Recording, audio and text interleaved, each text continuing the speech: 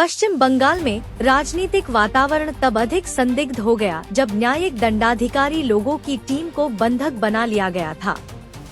मालदा के प्रखंड कार्यालय में बंधक न्यायिक अधिकारी 1 और 2 अप्रैल के दरमियानी रात के 2 बजे मुक्त कराए गए। सरकार ने पैरामिलिट्री फोर्स और पुलिस को भेजकर न्यायिक अधिकारियों को मुक्त करवाया।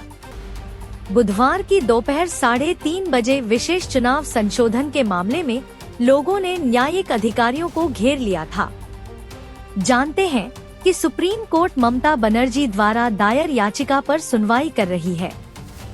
सुप्रीम कोर्ट के रुख से ममता सरकार को विशेष राहत नहीं मिली है। जब न्यायिक अधिकारी मतदाता संशोधन के चुनाव आयोग के काम की निगरानी कर रहे थे, तब लोगों का गुस्सा चुनाव आयोग और न्यायिक अधिकारियों के खिलाफ बढ़ गया। लोगों ने बुधवार को दिन में उन्हें घेर लिया था। सुप्रीम कोर्ट के चीफ जस्टिस सूर्यकांत आज फिर इस मामले की सुनवाई पर बैठे हैं। इसके पहले रात 2 बजे तक जाग कर वे मालदा की स्थितियां पर निर्देश दे रहे थे। जस्टिस सूर्यकांत के साथ जस्टिस जोयमाल्या बागची के साथ के बेंच में मतदाता संशोधन संबंधी रिट याचिका पर विचार चल रहा है। बृहस्पतिवार को जब अदालत बैठी है, तब पश्चिम बंगाल के एडवोकेट जनरल किशन दत्त ने कहा है कि चुनाव आयोग को किसी भी पक्ष में नहीं रहना चाहिए। इस पर चीफ जस्टिस सूर्यकांत ने अदालत में ही वकील को फटकार लगाई। अदालत ने चुनाव आयोग को निर्देश दिया है कि न्यायिक अधिकारियों के बंधक बनाए जाने के मामले की सीबीआई से जांच हो, अन्यथा एनआईए से जांच करवाए। आज दिन भर पश्चिम बंगाल के सत्ता पक्ष और विपक्ष में इस मसले पर आरोप प्रत्यारोप होता रहा और इसी तरह केंद्र की राजनीति में भी सत्ता में बैठे बीजेपी और विपक्ष के बीच में विवाद चलता रहा।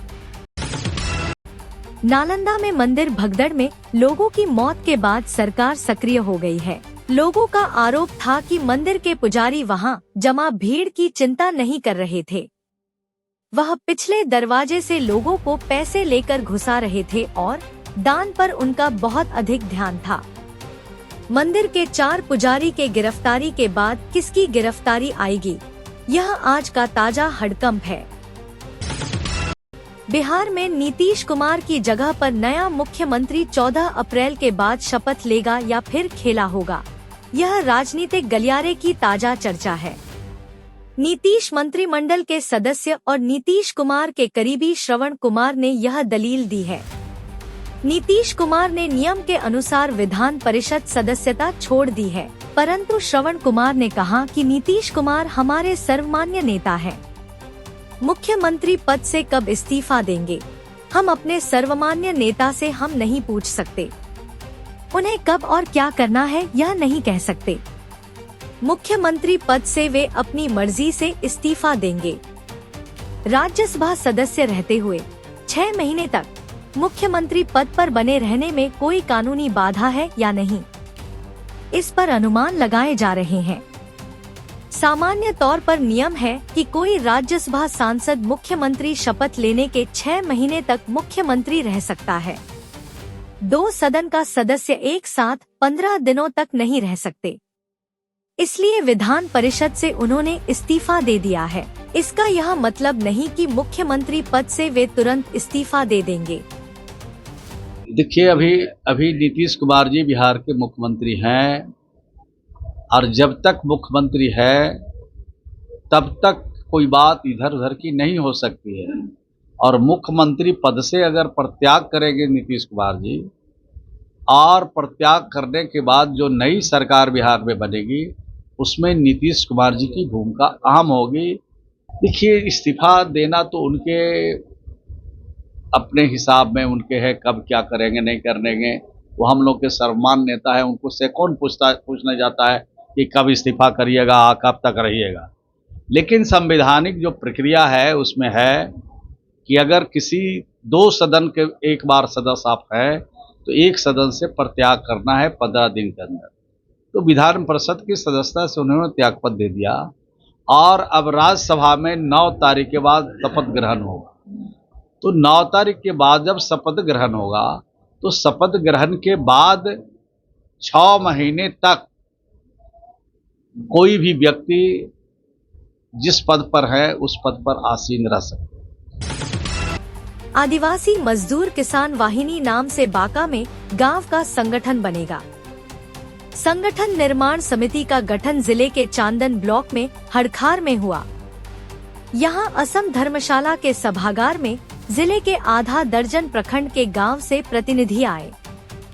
जन मुक्ति संघर्ष वाहिनी के मणिलाल और पूनम ने संगठन निर्माण के इस सम्मेलन में शामिल होकर सहयोग किया। विष्णु लाल मरांडी, श्यामलाल मुर्मू, पार्वती हेम्ब्रम, इतवारी टुडू को लेकर के संगठन निर्माण समिति ने काम करना शुरू किया है।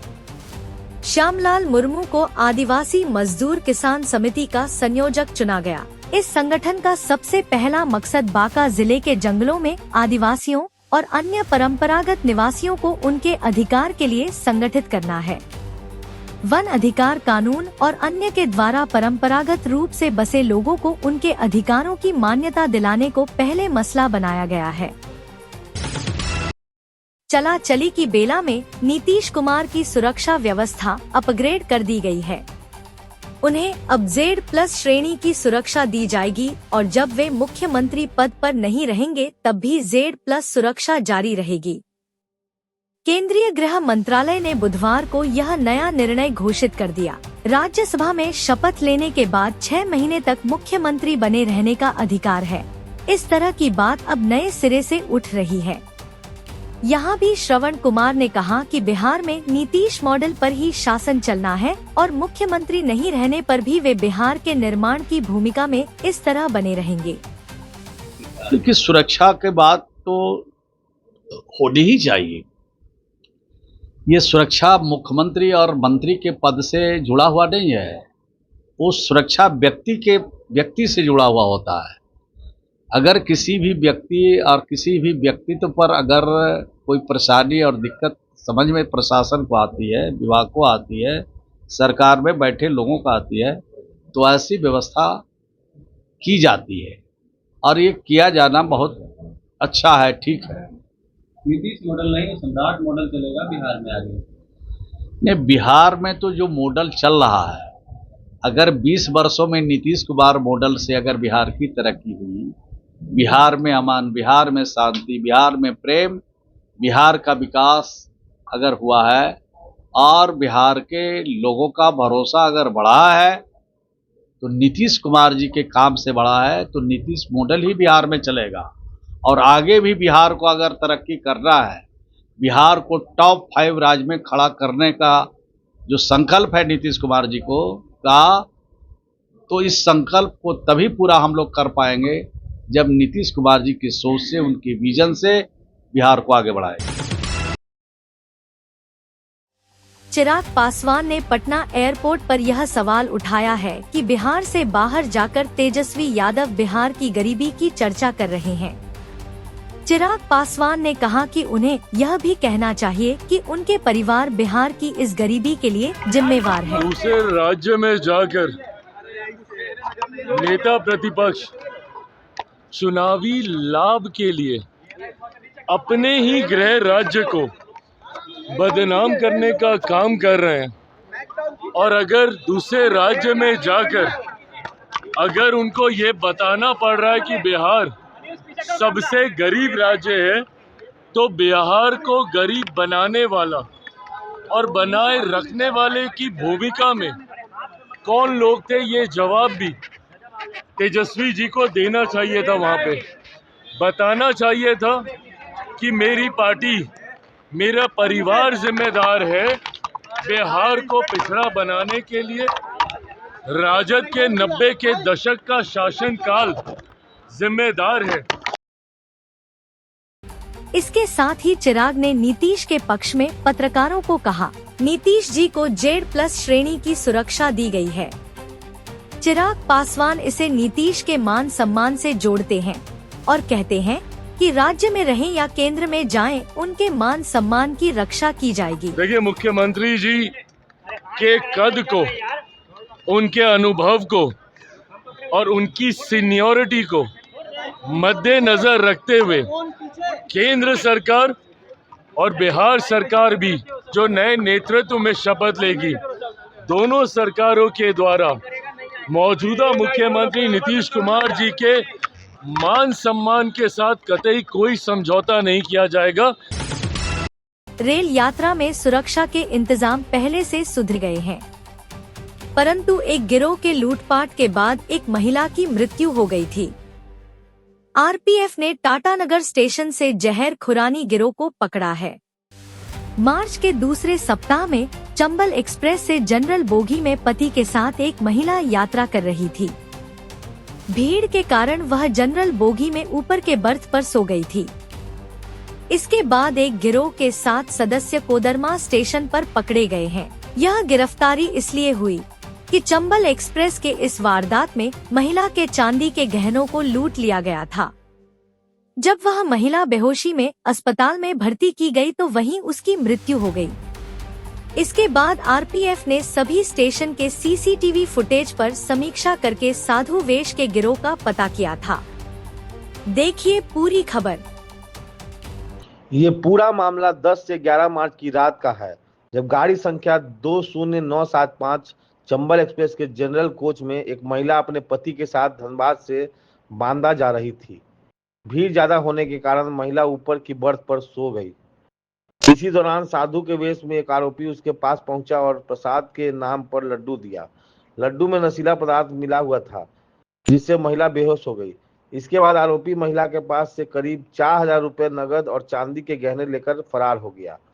महिला को बांदा स्टेशन पर उतारकर अस्पताल में भर्ती कराया गया, जहां इलाज के दौरान 15 मार्च को उसकी मौत हो गई। मामले की गंभीरता को देखते हुए आरपीएफ की अपराध अधिसूचना शाखा ने धनबाद से लेकर डीडीयू तक कई स्टेशनों के सीसीटीवी फुटेज खंगाले। जांच में सामने आया कि 7 लोगों का यह गिरोह साधु का भेष बनाकर यात्रियों को निशाना बनाता था। जांच टीम ने लखनऊ, सुल्तानपुर और निहालगढ़ में छापेमारी की और आखिरकार आसनसोल के काली पहाड़ी इलाके में गिरोह का सुराग मिला। 31 मार्च को कोडरमा में 7 आरोपियों को गिरफ्तार कर लिया गया।